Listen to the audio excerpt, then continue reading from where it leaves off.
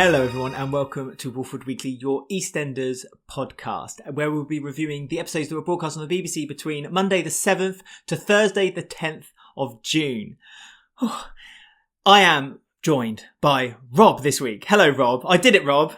One take. Well One done. take wonder. I'm so amazed. It's amazing the pressures now that you're on video. First this, then tomorrow you'll be on live TV. You'll be absolutely fine. How are you today, Alex? Are you well?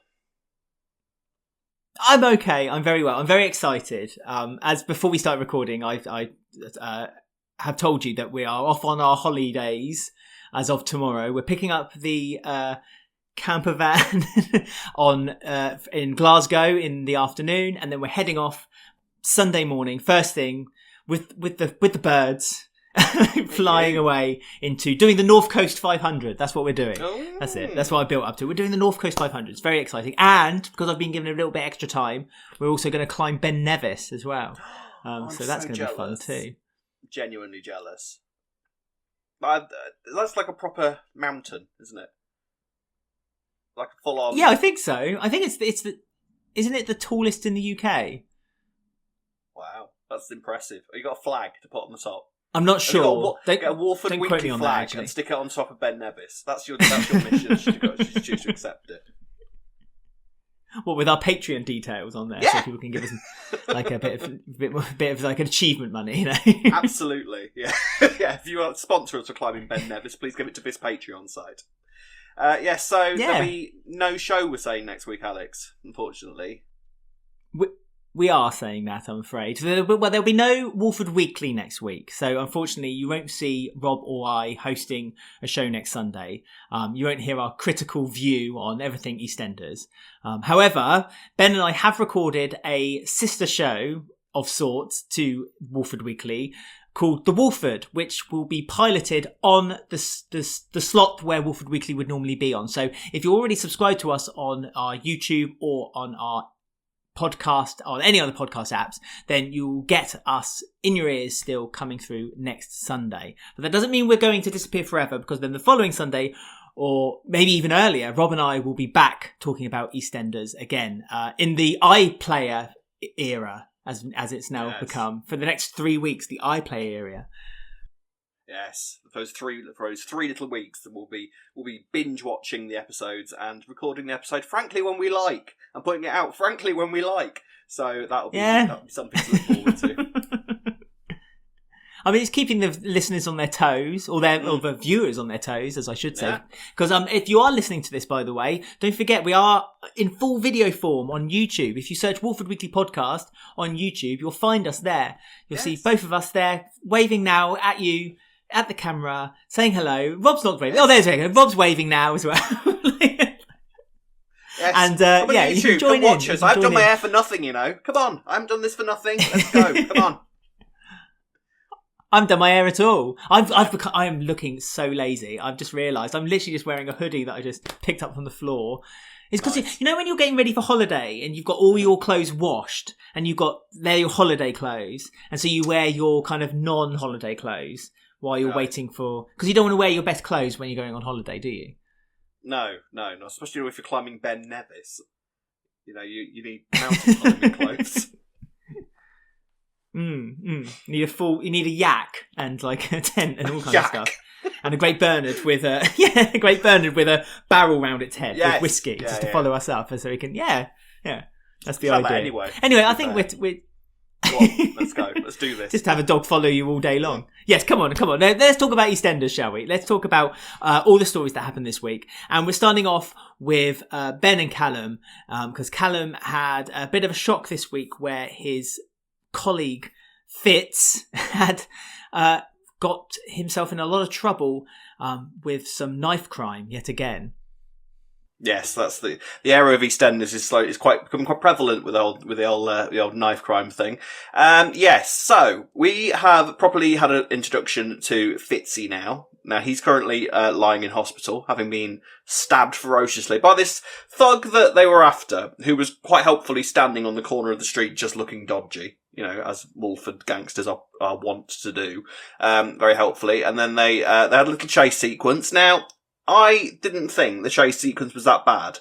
personally. I thought it looked alright. You know, running through crowds and all that sort of thing. In what respect? You know, the chase sequence when they were running after... when they were running... I didn't realise people had a problem with it. Some people did. I don't know. I thought, you know, people have a problem with everything, don't they? But I thought it looked quite good, you know, because especially if you consider, like, the fact that they've got to do all this sort of, maybe I'm just easily impressed, but you've got, you know, you've got to do all this sort of thing with, you know, people are two miles apart and all of that sort of thing. I think it's miles now, isn't it? I think we've gone from meters to miles, something like that. You know, this podcast, this is the only way that me and Alex are allowed to be, this is the closest me and Alex are allowed to be now, unfortunately, with current restrictions. Yeah. Yeah, and I thought it all looked quite good. There was a couple of people who wondered whether Fitzy might have been wearing a stab vest or not, because he actually got stabbed. I saw that.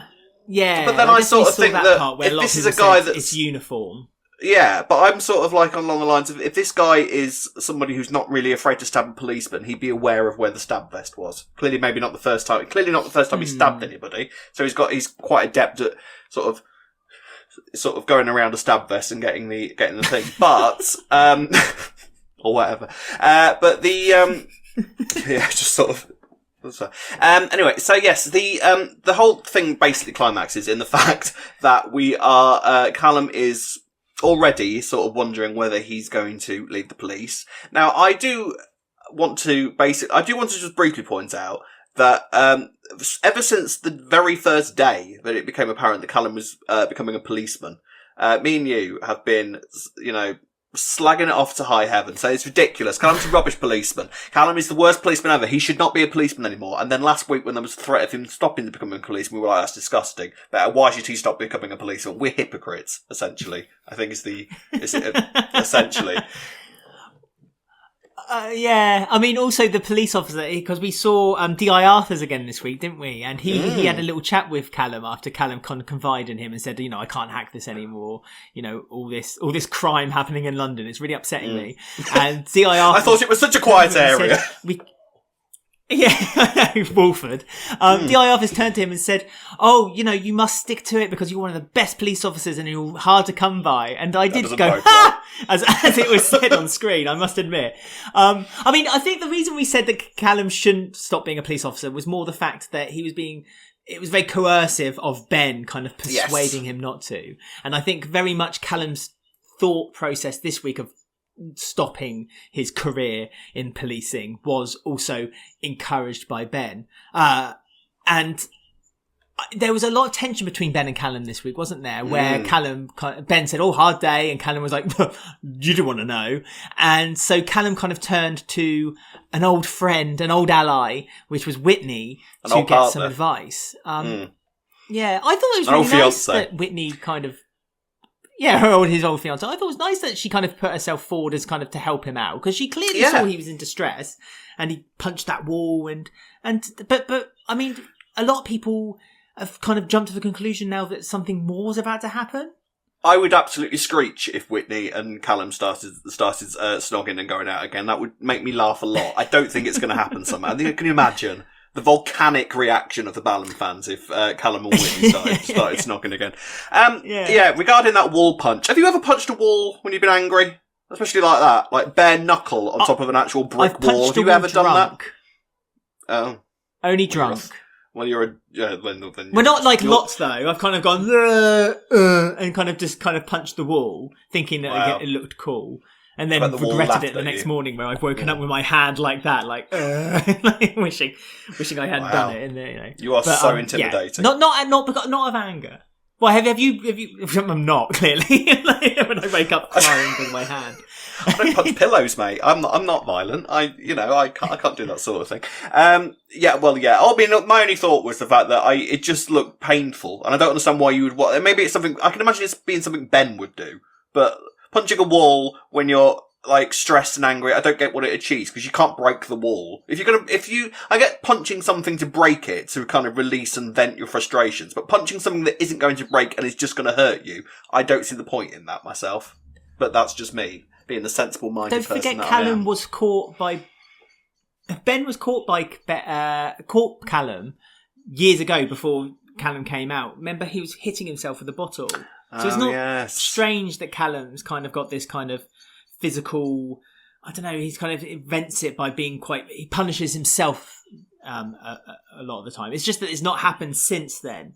So I suppose it was quite surprising to see him do it again. But again, as you say, it's almost an EastEnders trope, isn't it? It's like if you're upset about something, you punish yourself about it. You know, Max used to burn himself with his cigarettes, didn't he? And smash his head into mirrors and all that sort of thing. Too much. Oh yeah, exactly. So Callum, it was right that it was Callum's turn to kind of like punch a wall. Yeah, I mean, it's again, I couldn't really make out, was it over the stress of the situation, or was it because he was upset because his friend Fitz had just been stabbed? Because his friend Fitz also gave him the ring that he wanted to give his girl. Fitz wanted Callum to give his fiancée the ring to ask him to marry Fitz for him. I couldn't quite get my head round it. Was Fitz asking Callum to propose to her for Fitz? I mean, no. I think it was just. No, I think he wanted the girlfriend to know. If he died, he wanted the girlfriend to know that he was planning to propose. Just to give her that extra little bit of grief while she was mourning the death of her boyfriend. But yeah, I mean, I'd like Fitzy to live, to be honest, because I quite liked him, and I'd like Callum to be able to have a mate, that isn't immediately connected to the Mitchells, and someone ultimately sensible in the police force, because he actually didn't seem like he was that inept, in all honesty. I know he ended up getting stabbed, but that's just a unfortunate little side of the job, isn't it? But he seemed fairly competent, and I think competent police officers are frankly hard to find in Walford, so let's hope that Fitzy survives. Ultimately, I think what it boils down to is Callum it was kind of hinted at that Callum was getting sort of memories of when he was in the army and, watching people getting attacked and all that sort of thing. So where are we at? Like some PTSD type thing or something? Or what do you think? Yes, I think that is where it's heading. So Callum's kind of having, because he had PTSD before, didn't he? When he first met Whitney, when he first became a main character on the show, he kept having flashbacks. There wasn't that scene where you kind of saw him sat there and you could hear, "Come on, Miss P.D.I. Callum," whatever, come to the forefront, and he's like, "No." No, I vaguely remember a scene like that happening.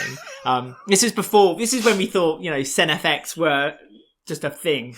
Every now and then, and became, but I'm sure that happened, and please correct me if I'm wrong, or correct me, or congratulate me if I'm correct, and let me know when it exactly happened. But, it's just, I think that's where we're heading with this, and I think it's going to be, again, opening up between Callum and Ben for them to be able to help each other out, which sorely they never do very often. No. And yeah, I mean, I think there's also a jealousy thing happening, isn't there? This is why I kind of brought up the Whitney and Callum getting together, because I think there's a jealousy thing happening as well with Ben now as well, because Ben feels like that Callum can open up with everyone else but him. 3 weeks now into their marriage. I feel like we should have a clock like there showing how long they've been married for. Yeah, exactly. Until their divorce, Yes, 5 days since a Ballum argument. But is there honestly any wonder that he feels like Callum can't talk to him? Because he's made it quite clear that he may verbalise the fact that I have no interest in hearing about your days at work, bearing in mind the type of job that Callum has. That's the sort of thing that you need to come home and occasionally offload, because you might see anything when you're a policeman. It's not all just, sticking out traffic cones on the M5. There's just certain times you genuinely will get something really traumatic happen to him, like he had this week when he watched his mate get stabbed in front of him. So it doesn't surprise me at all that Ben is suddenly feeling, "Oh, why aren't you talking to me?" Duh. Why do you think? For him to start suddenly getting jealous of Whitney, please, Ben, get a grip, Ben. All right, because for a start, it was made quite clear that Callum is now 100% gay. There's nothing bisexual about Callum these days. Whitney hasn't got that power anymore. And frankly, if Callum thinks that going from Ben to Whitney is a great idea after what's happened the past year, the terms frying pan and fire come to mind. You know what I mean? It depends. Where do you think? I mean, this whole rivalry between Ben and Whitney, I don't mind. I quite like, seeing as though Whitney rightly seems to think that Ben is partly responsible for basically everything that's gone wrong in her life the past 3 years.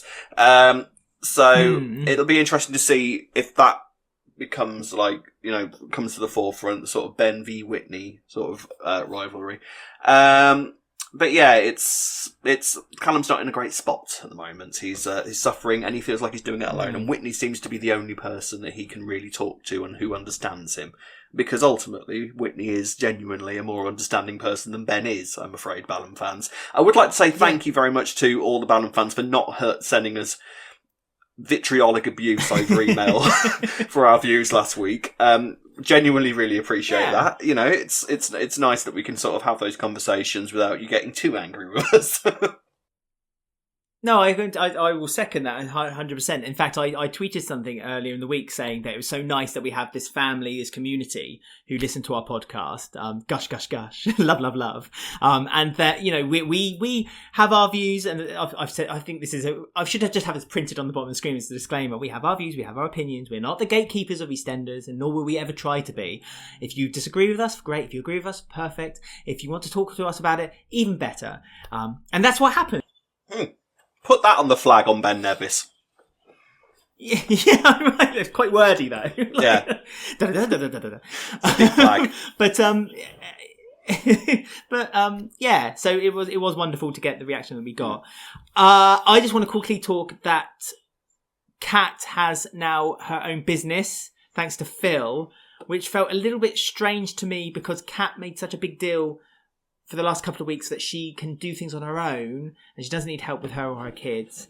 And then Phil brought her the business and she was quite pleased about that because she wasn't getting the attention that she wanted from Phil. Yeah, I understand. I think what that was supposed to be was because Phil trying to prove that he can... I think it was more to do with Denise than Kat. I mean, obviously Kat is a good sort of person for him to be there, but I think what that was more about was Phil attempting to earn clean money, essentially. Because remember, Denise had said that she wants to have him to have minimum involvement in Raymond's life because all money he has is dirty money. So I think this is Phil's way of sort of trying to basically earn an honest living, essentially. And Kat, trust me, I was as mystified as anybody else why we went through an entire year of Kat trying to learn how to be a taxi driver and then it went absolutely nowhere. So I am more than happy for us to have a reason for all of that. I do not believe for a second that any of it was planned, but I'm delighted that we're actually getting an opportunity for these skills, for us having to stare at the Slaters' living room for an entire year. I felt like I knew the ins and outs of Walford's roads by the time the year was done. So Kat is ready to go. So it's nice to see that might actually come to use. I think, you know, a taxi rank on the square, I think that could work. You know, it gives us an opportunity to have a sort of, you know, one of those sort of smoky, amber lighted from the streets outside offices, which EastEnders always does quite well. They're sort of atmospheric sets. So that would be nice. You know, I love an office, Alex. I love a little alcove office where characters can have a little intimate conversation. That'd be nice. So I'm cautiously optimistic about it. So we'll see where it goes. Yeah. Do you think the laundrette will stay as the laundrette as well, No. or will it only be a taxi office? Because the impression I got, it was going to be a bit of one thing and a bit of another. So I wondered if it would still be a laundrette as well. Well, so you've got Phil a bit on like one what Ali side. did in. Yeah. But so you got Phil on one side of the laundrette and then a washing machine on the other. Can you turn that washing machine down and try and take a phone call? Yeah. Kat in the back office kind of with her headpiece on going, come on, get through, come on. Yeah, exactly, yeah. And then have Phil in the front with all the machines running around with him and his pinny, you know? Because don't forget also, don't forget Malcolm could return. Apparently got a job at the laundrette as well.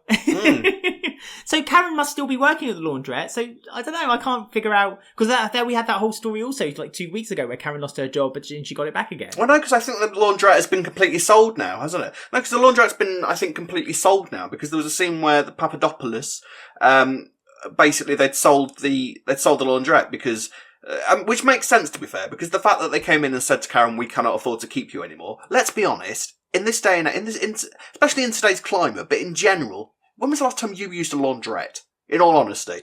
When was the last time you set foot at a laundrette? Exactly. I mean, I can't. I think... Me neither. So really, realistically, as we said before, it's a shame because it's been quite an iconic set for EastEnders over the years, but realistically, there is no place for a laundrette in... I'm sure there are plenty of laundrettes around the UK that are still, you know, running great. But, I wish them luck. But realistically, it's not really a thing anymore, is it? You don't take, your smalls to a laundrette these days. You stick them in your own washing machine. No. You might go to a laundrette to get a suit dry cleaned or something, but that's about it. So I think that's does the sadly. example I can think of. Yeah, so I think it does sadly make sense to sort of fade the laundrette away and make it a brand new business. And I think a taxi rank, strangely, bizarrely, works.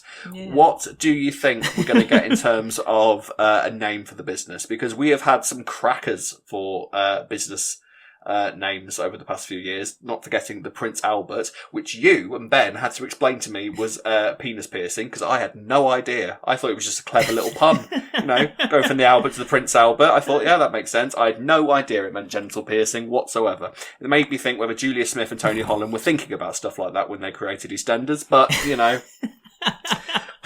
It was always in the script for years to come. They had the 35 years time.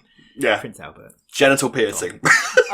Probably be something called like cat cabs when it was cabs with a capital K. Nice. Yeah, and it's pink taxis. That's what I want. Literalism or whatever they call it. Pink taxis. Oh no, because of course they're going to be radio taxis, aren't they? Pink leopard print taxis. Hang on, but Cat learnt in a black cab, so I think they all drive the same. I don't know. No, that's the thing, isn't it? In London, there's black cabs, and then there's radio cabs, they call them. And radio cabs obviously aren't the iconic black cabs, but they hate each other because to work on the black cabs, you have to get the knowledge, and to work on the radio cabs, you don't have to have that knowledge. And that's why when Uber came into London too, loads of black cab drivers got fuming, and they actually took Uber out of London for years, didn't they? Because they said that there was like some kind of legal reason for it. But I think Uber is in there now. But anyway, maybe it'll become an Uber. Cat's Uber. Maybe that's what Cat's going to do. He's going to start a little app. Cuba. Kuma. Like it. Like it. Yeah. See? Who knows?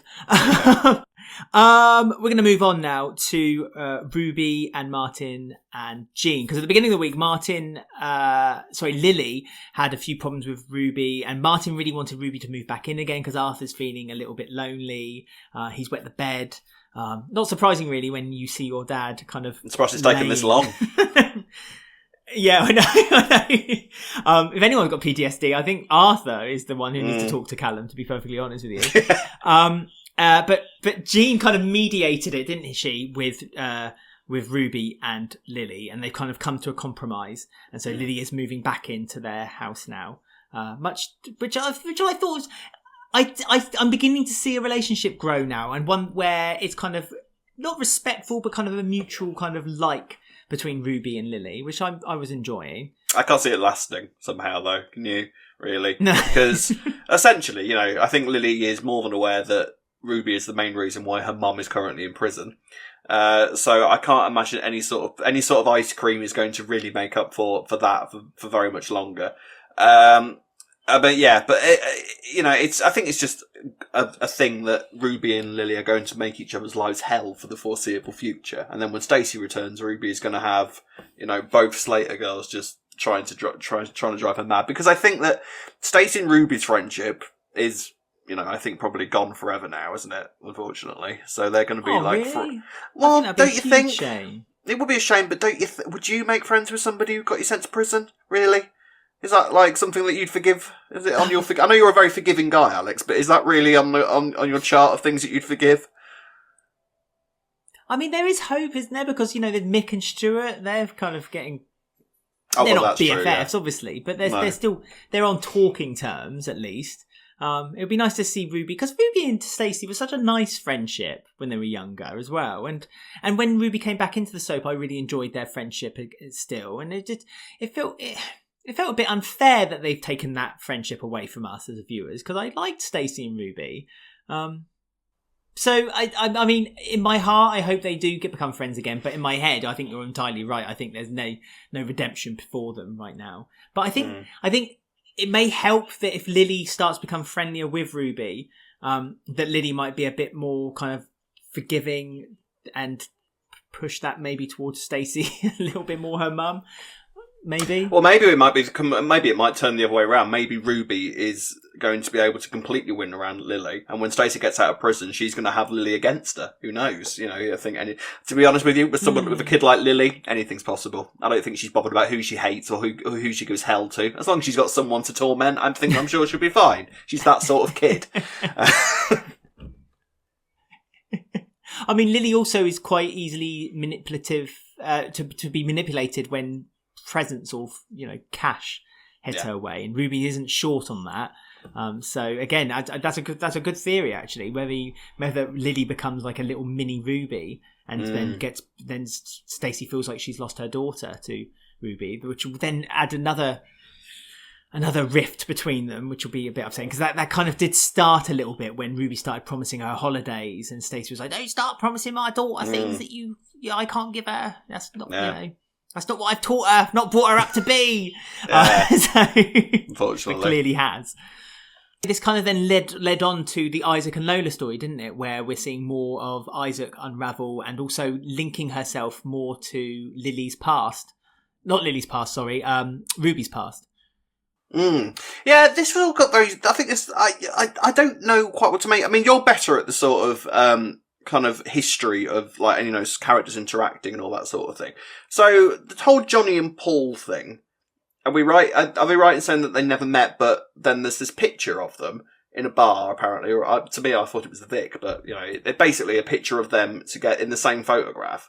So Isaac has now become absolutely obsessed with the idea. I'm not entirely sure what he's getting obsessed over exactly is my problem. I think he's trying to kind of get a grasp on sort of Paul's life and sort of his own background and where all this sort of came from. And now is he sort of, where is he? I'm a bit confused. Is he sort of trying to blame Johnny in some way for Paul's death, or that he didn't, so that he's now going to be against Ruby, or where was he going with it exactly? For me, I think it's Isaac just trying to find a connection with Patrick, and because Patrick talks so fondly about Paul, I think Isaac's trying to get as much information as he can so he can become more like Paul, to then almost as a kind of like a cheating way of getting Patrick's affections. I mean, Patrick does love Isaac anyway. I don't really know why he feels like he needs to go an extra mile to get Patrick to pay him any more attention. But but because obviously Isaac has come off the medicines, perhaps that's now enveloped into some kind of like obsession to him. He has to, learn as much as he can about Paul. I mean, you are right. There's been no on-screen interactions between Johnny Allen or Paul. They had a photograph where they met together, and funnily enough, you know me, I'm straight away like, retconning. I don't like it. That's exactly what I was thinking. But I actually thought that was plausible. That could have happened off screen easily, and they could have easily, because Paul was known to be in the gangster world and this and the other. And you're an unpredictable little pixie, you know that, don't you? I know. I know. When you think I'm going up, I'm always going down. But he's so it made sense to me, and it kind of made sense also that Johnny Allen because Johnny Allen, if you were friends with Johnny Allen, he would look after you. That would be one of his redeeming features. If indeed Paul was a good friend with Johnny Allen, that's maybe the one thing that kind of stuck in my throat a little bit, and that is that he said that they had met in the past. We had the evidence of one photograph, but we kind of got the idea that they were friends and they'd known each other for a very long time.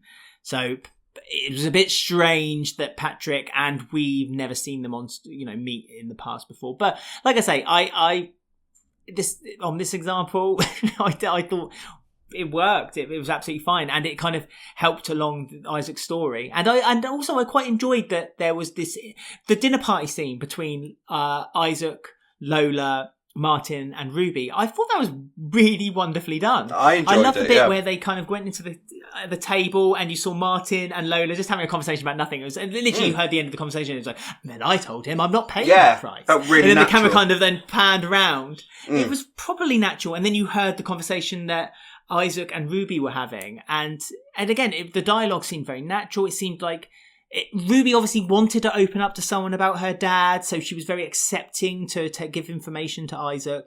Isaac not really knowing why Isaac was asking these questions. So yeah, I mean, dare I say it? They're actually playing Isaac's storyline quite well, from what I can see so far. It's almost in slow burner territory. You know, it's slightly jarring. It's like, all right, EastEnders. Because it goes back to kind of what we were saying. I know it goes back to what we were saying last week, really. You know, when we were talking about say the Ben and Callum thing, for example. You know, with the stories are going for 1,000,000 miles per hour.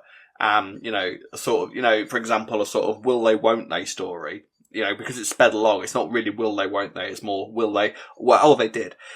So it's you know the speed of things. It's you know, so it's nice to have those. It's nice to have this story because I think this sort of story it does need to be kind of quite slowly kind of put into place, and it's actually starting to go along at quite a realistic pace. You know, because I think we were both kind of secretly expecting, you know, Isaac to be told that he was having schizophrenia.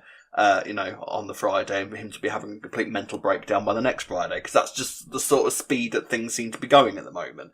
Whereas now we're really taking our time, and it's like all the pieces for an inevitable breakdown. Let's be honest, he clearly is going to have a complete. We are coming to an episode where Isaac is going to be in a completely, you know, mental disarray, and that's fine. But I'm glad that they really are taking their time, putting all the you know, sort of setting all the pieces up for it to feel like a deserved conclusion to it. I do have to say, I like, it's, again with Lola. Lola's so sensible these days, you know. I think Isaac really is starting to be the making of Lola as a character, because she was sort of just there for quite a long time, wasn't she? And, you know, and it felt a little bit like, oh, she's with Isaac now, great. Because at that time, Isaac wasn't really that interesting either. So it's kind of like they put these sort of nothing characters together and then we'll just deal with them whenever they come along. But actually, obviously now we've got this potentially quite large storyline for Isaac on the horizon, and it's really given Lola a sort of stability and made her appear quite sensible and supportive, and actually the pair of them really work together. So as far as I'm concerned, pretty much thumbs up for that, because you've made Lola grounded and it's given her a sort of sense, you know, given her a reason to be there essentially, which she was sort of lacking at one point. So I'm pleased. Yeah, I mean, there's not really much more we can talk about, because all we know now is that Patrick's a bit confused now because he didn't believe that they'd met. He's now got evidence that they've met. Isaac's taken her photo albums, hasn't he? Yes. So I wonder what he's planning to do with those. I wonder if there's going to be, like I say, a CSI style map made on the wall with like links to Johnny Allen. Because, as you say, I don't really know what the link. Why he is so obsessed with Johnny Allen quite so much. No, I don't understand that yet. So I wonder what it is with Johnny Allen. But I think I'm happy that I'm saying that, because I'm glad I'm not saying, oh, it must be this, this, and this, and this, and the story will end next week. I'm glad that there's still some mystery attached. More to come, isn't there? I think from what I gather from it, it's because he knows that Paul was murdered, and he knows that Johnny Allen was a bit of a dodgy character. Because I feel like Johnny is one of those characters that's always sort of on the lips of the gossips around Walford, still after all these years. So he would have picked up little tidbits about Johnny Allen, and the fact that Ruby's still on the square means that he can sort of garner information about it. So I think he's sort of making a sort of warped connection in his brain that Paul's death and Johnny Allen might be connected in some way. And because he's now seeing a sort of, and I think he's feeling, because stuff isn't making sense to him in terms of they never met and yet they're in the same photograph. I think he's sort of making a sort of connection that Johnny Allen in some way was maybe involved in Paul's death, or at the very least didn't do enough to prevent Paul's death if he was that good at being able to prevent that sort of thing. I think that's where it's going, but we'll see, I guess. Yeah. It's a shame that they're kind of doing it, because in a way now I'm thinking about it, I would like to have seen this story actually happen without I don't think the schizophrenia side is necessarily needed, because I guess why they've maybe added it, because it kind of adds an intensity to it. But perhaps maybe Isaac could have done this whole story without needing that attached to I know what you mean. Maybe, I do know what you mean. I think the schizophrenia side of things is sort of making him. I think that's why he cares so much about it.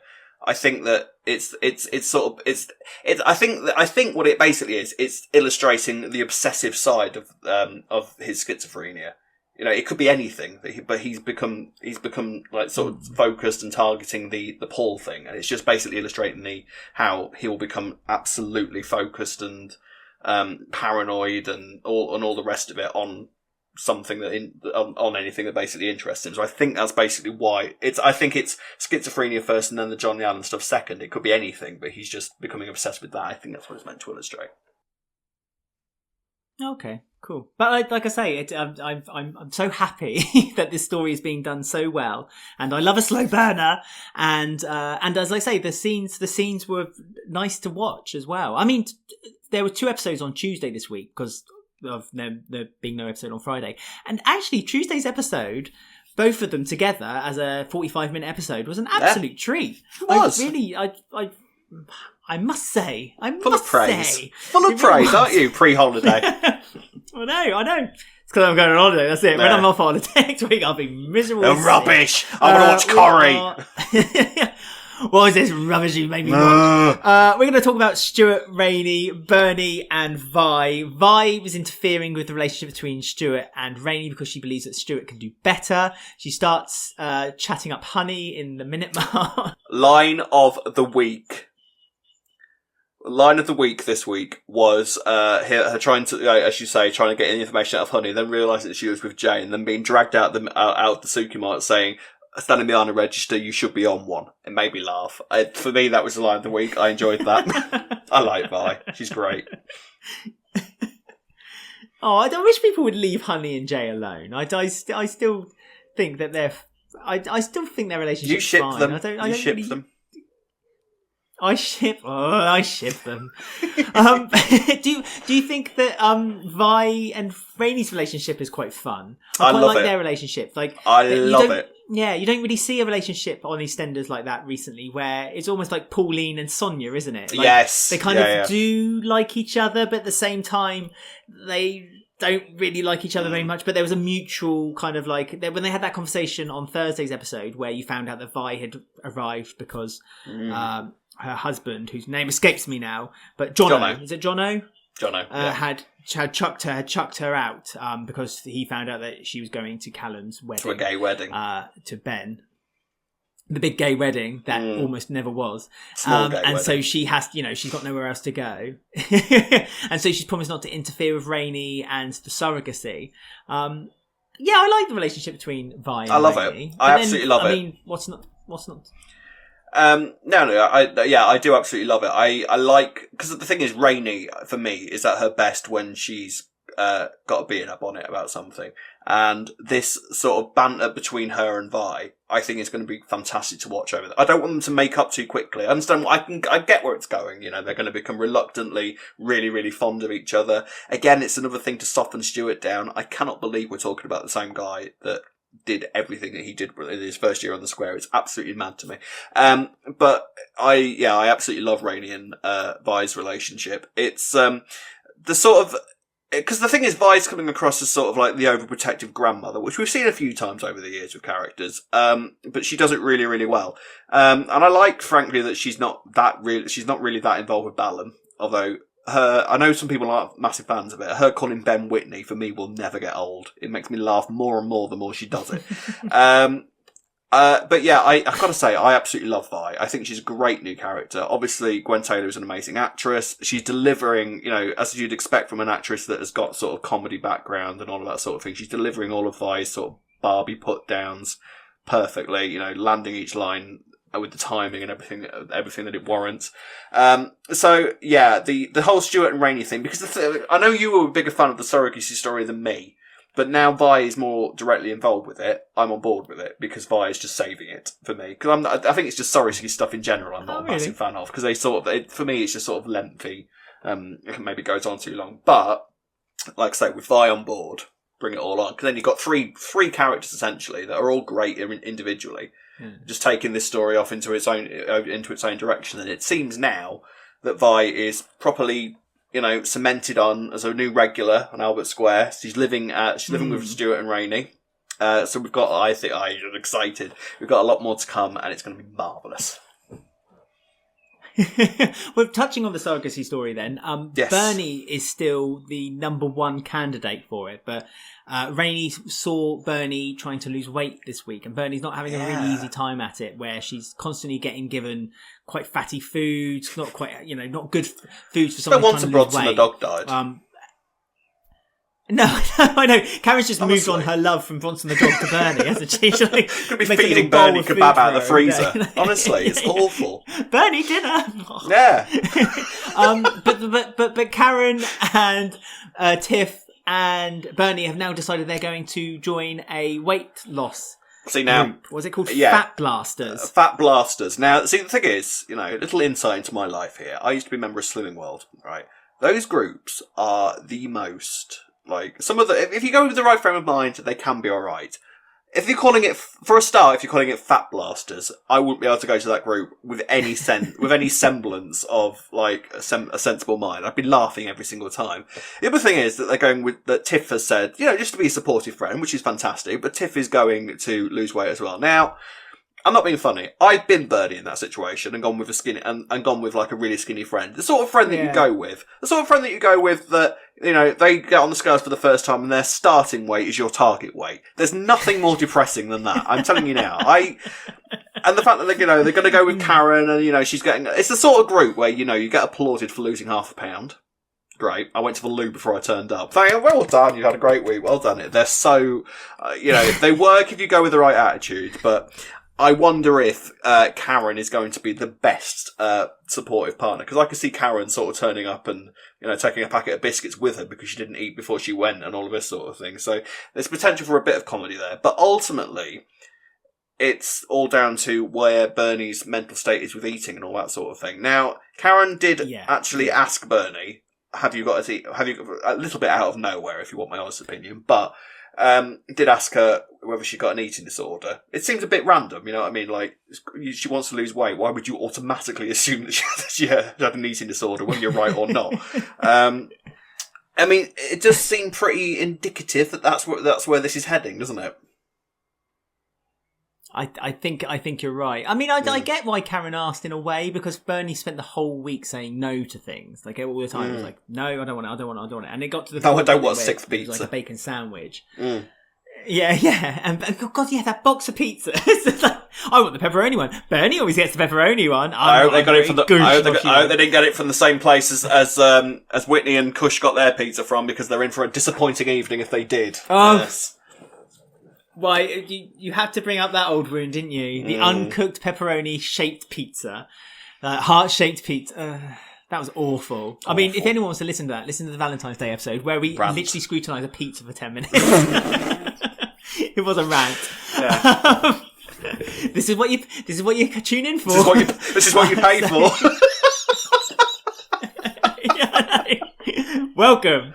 Join our Patreon.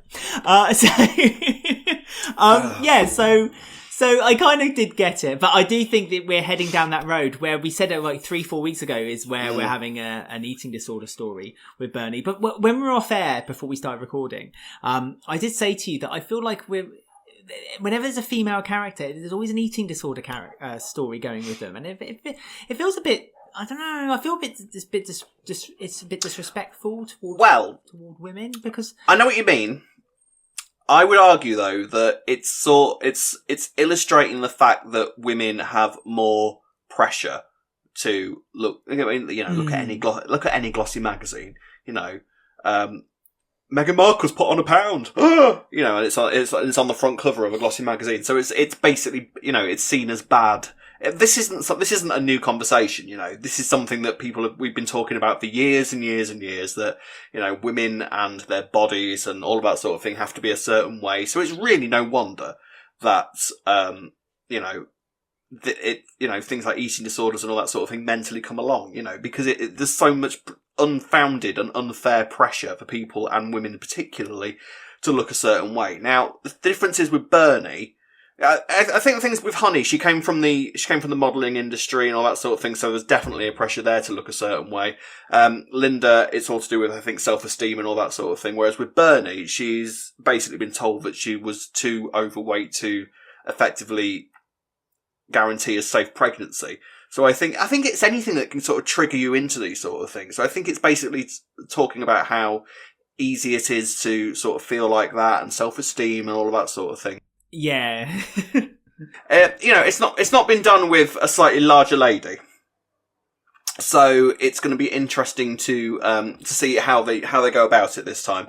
I think it's a great story to tell, and I think it's an important story to tell, and I think that it's going to be very well done, actually, because you've got someone like Karen, who is, I still will argue to this day, one of the best mothers that Walford has ever seen. You know, she's just so maternal and brilliant and just lovely and warm with her children. And she will be there and support Bernie all the way through it. So I think it's going to be an interesting new challenge for the Taylors to overcome. Yeah, I agree. I mean, Bernie's kind of put herself in this situation, hasn't she? And I think the best thing for her is to be taken out of it. And I think Rainie knows this. And it's then, let's see where it progresses from there, I guess. As you say, it's going to be a tough old road for poor old Bernie, because I just feel so sorry for Bernie. Because also her partner seems to have disappeared as well. The one who seems to appear in the snow, like something from causes snow. She causes snow. She's Elsa. Yeah. Well, to be fair though, wouldn't you? You know, this family kidnapped my dog, so I'm never going to see you ever again. You know, I think the Banjo's safety is best that Molly stays away. Although it's a shame because I liked Molly, so hopefully she'll be back at some point. Yeah, I loved Molly. Bring back Molly. Bring back Molly and Banjo. Us now. We're going to also quickly mention that Mick and Linda decided this week that they were going to tell Max the truth, because Max was going to come back to the square for a day just so he could hand baby Abby back over to Rainie, because baby Abby had visited him in France with Jack. And then you see Jack on the phone to to Max saying... Give us back baby Abby, you've got a month. Like something from Taken or something like that. It's like, I don't know where you are. I don't know where you're from. I will find you. I will find you. So Max has kidnapped Abby. But this also means that Mick and Linda can't tell Max that she's pregnant with his child. But is it right to tell Max? No, clearly not. Is it right for Max to know? I don't think it is either, because that's going to happen, isn't it? It's the mad thing that they are giving Max so many storylines. Now he's left. He's got so much to do with him.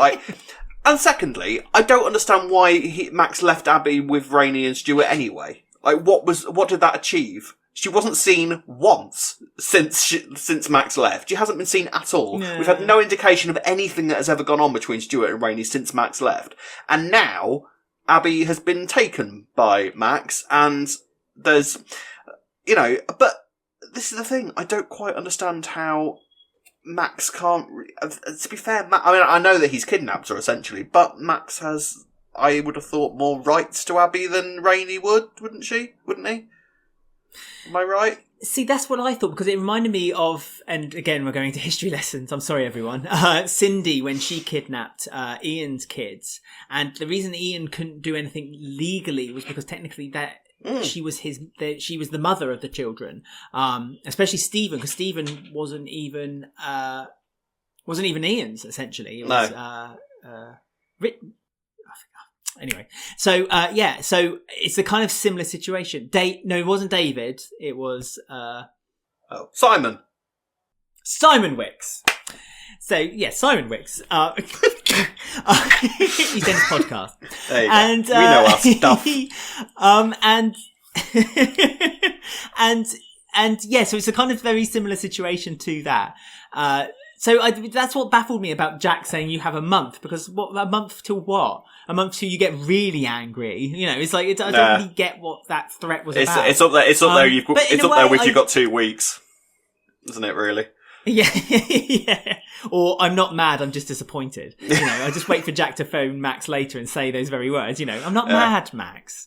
I'm not annoyed. I'm just really disappointed. You've let me down. You've let your family down. You've let the Brannings in general down.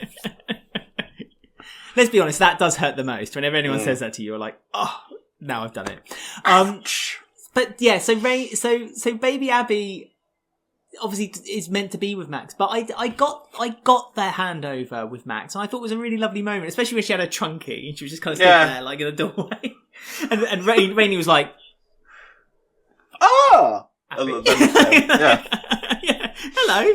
I got it, and I like that Rainie and Stuart had a little family, and they had baby Abby already.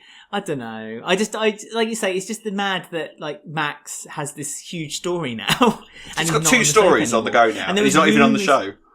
2 stories. He's got the fact that Linda's having his kid, and he's got the fact that he clearly wanted to kidnap Abby all along. All of this is happening off screen when Jake Woods and Max had literally nothing to do for about 2 years before they started sending Max a bit mad again in time for his exit. Ridiculous. Makes 0 sense. Makes no sense at all. And it makes absolutely nothing. And also they've kind of burnt the bridge with Jake Wood as well. So if there was any hope that Jake Wood perhaps might come back and maybe reprise his role just for like a couple of weeks, it's not going to happen because Jake Wood feels properly burned by the show. And so it's, so it's, I don't know, unless they recast Max. Can you imagine? There's no logic to any of this whatsoever. We're talking nonsense because it is nonsense. There's absolutely no logic to it whatsoever. So, I mean, where does this even go? Are we ever going to see Abby again? Are they going to get Abby back? Because how can they can't do, surely feasibly can't do any sort of let's rescue Abby storyline without Max being in it. So clearly that's Max is won. He's gone and taken Abby away, and he's clearly about to never find out about the fact that Linda's pregnant with his child, because then he'd return, because that's what you do even if you're Max. So none of it makes sense. It's all ridiculous. It makes no sense to me whatsoever. Maybe, I don't know. The only way around it is for a phone call or a video call of some sort, and you could just basically see Linda close the laptop and say, I've just spoken to Max. He said it's fine. He's got a really big beard now. That's it. Yeah. He's like, I know. I just think it's such a shame that Jake Wood will not return to the soap. I just cannot see it happening. And with all the goodwill in the world, with lots of people saying, yeah, but he loved playing Max. Yeah, he probably did love playing Max, but the show, well, let's just say perhaps some of the people who work on the show right now kind of hurt him a little bit. Maybe. By what they did to him. Maybe. Yeah, that's allegedly. Sorry, legal reasons. Don't get sued. I think that's the whole. I think that's everything we need to talk about. But however, we're doing a special I Ain't Want to Gossip this week because some news came out where there's yet another new character coming to the show. And I want to talk to you about it, Rob, and what it potentially could mean to other characters on the show. You know me, I ain't want to gossip. So, some news came out this week that a character played by Ross Boatman, who some of you might know from a TV comedy called Mum. Ben and I used to absolutely adore it. He's a very good comic actor in that, but he's been in a lot of other things, including a drama that was in the 90s called London's Burning. That's correct, where he played a fireman. He's coming into the soap, I guess as I don't know why that made me laugh. It's like, yeah, played a fireman. Duh. Don't know why that made me laugh. I'm so sorry. Carry on. Yeah, it was a drama show called London's Burning, and he played a shop owner. You joke. It probably could have happened. But yeah, so he's going to become presumably a main character on the show because they've given him a photo card or photo headshot as well and everything. Mind you, Ellie got one of them. To be fair, and we know how that turned out. Oh yeah, no, that's true. That's true. I never thought of that. But there has been better examples of that happening. Yeah. But he's coming in. He's playing Dana. Dana is the girlfriend of Bobby. He's not playing Dana. He's playing Dana's dad. Oh, sorry. He's playing Dana's dad, and Dana is the girlfriend of Bobby. Mm. Yeah. I mean, he could. They could recast it after 3 times. I mean, she's only been in the soap, 3, 4 I don't think I even knew that she was called Dana until this week.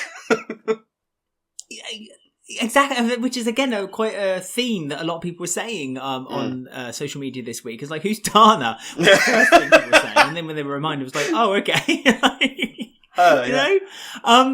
Yeah. I wanted to talk about it because it just seems very almost jumping the gun a little bit that they're introducing a character for a character that's only just been introduced themselves, but they seem to be doing it in such a fanfare that this is a very big deal that they're introducing this character. So I'm wondering, A, why are they introducing this new father-daughter dynamic onto the show? Does that mean they're moving into the square, or what's going to happen with them? And B, what future story, because they've dropped, is going to be a big story with Bobby, Dana, and the dad, Harvey Monroe, which is Dana's dad. So what do you think? Why are they introducing him so early into Dana's history, and what do you think is going to be the outcome? Or the story that leads to it? To be fair, we didn't actually discuss the Bobby stuff that happened this week in the main podcast because Bobby and Dana had another date. Somehow Bobby is still keeping up this subterfuge of the fact that he half owns the restaurant, is called Robert, and that he can cook. Because this is a whole thing we didn't discuss, because Zach now works apparently, I think, he's going to start working at the restaurant because he's the best chef that Walford's ever seen or something. He can make a great curry. And he's Bobby is keeping up this sort of subterfuge that he is Robert Hill, and Dana seems to still be getting fooled by it. Now, I didn't think that this was going to go on for that long. I thought he was eventually just going to be, revealed as that he was fibbing, and Dana would slap him, and then he would leave, and then that would be the end of Dana. But yeah, as you say, it does turn out that apparently they seem to have plans for Dana because her father is. I don't know if they're moving on to the square but yeah, so what is there to say? I mean, who is Harvey? I mean, to be fair, like you say, we don't really know that much about Dana yet. So introducing her dad presumably will give her more sort of backstory and all that sort of thing. But it seems that Dana and her father are going to become proper characters, which is nice to see. It gives Bobby something sort of meaty to do, which is great because Bobby always deserves stuff because he's a great new character. Well, I say great new character, you know what I mean? He's been the new Bobby has been a great sort of addition to the show since he came in. But yeah, it's a bit of a mystery as to what they're going to do. I don't know why, but I get slightly dodgy vibes from him. Just from his promo picture. I don't know. Really? I don't know. Just from his promo picture, he seems to sort of. He doesn't. Well, put it like this: when Brian Connolly was announced, you sort of got the idea of, I bet he's going to be sort of like an older Alfie Moon, a jovial sort of bouncy character. But didn't seem. I don't get that from this guy because maybe it's because we don't really know a huge amount about Dana, and maybe that's why we don't know a huge amount about Dana yet, because she's got stuff that's going on in her life that she hasn't told Bobby yet. She's got her own secrets, and that could all be related and connected to her father. So. We shall see. I'm looking forward to it though. It should be interesting. And he's apparently. I'm not gonna lie. I've not seen him in anything. I wasn't a watcher of London's Burning or Mum. I'm afraid, so I couldn't tell you how good he is. But apparently he's good. So it's great that they're casting another strong actor for the show. So yeah, bring it on. I'm looking forward to it. Bring it on. Bring it on. I mean, first of all, Rob, I need to tell you to add to your BBC iPlayer list of Line of Duty, add Mum. It's absolutely amazing. It's one of the best comedies in absolute years. It's just so funny. Honestly, it's really, really lovely. And I recommend that to anyone. If anyone has never watched it, I'm sure it must be on iPlayer. I think it might be on Netflix as well. Probably. Download. There's only 3 series. Watch them all one weekend. At once. Mum. It's a fantastic series. Yeah, and then come back to us and let us know what you thought of Mum.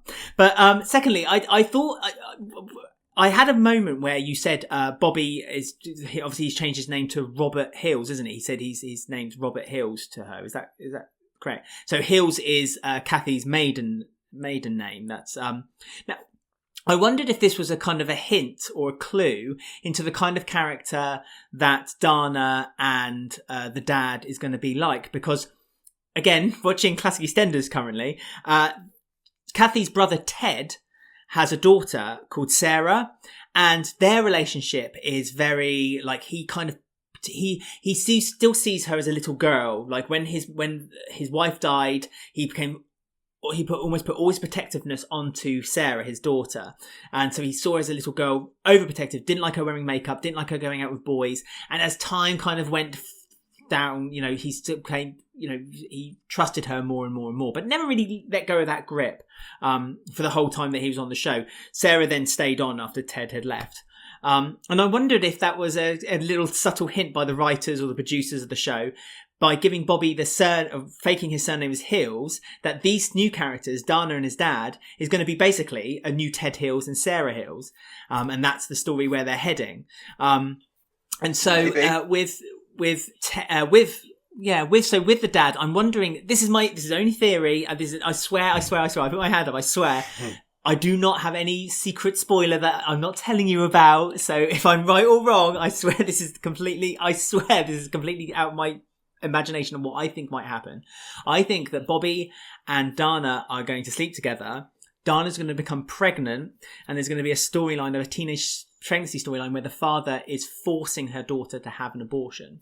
That's the storyline I think is going to head.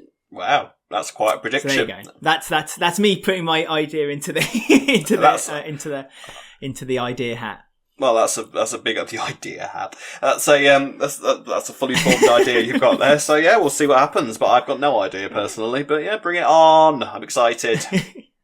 I mean, also we should mention the fact that all I was going to say is that we should mention the fact briefly as well that Terry clearly has his eye on Kathy. That happens in that little scene this week as well. Flirting with Kathy. So Kathy's youthful exterior strikes another man's heart. She's just, who can blame him? Who can blame him?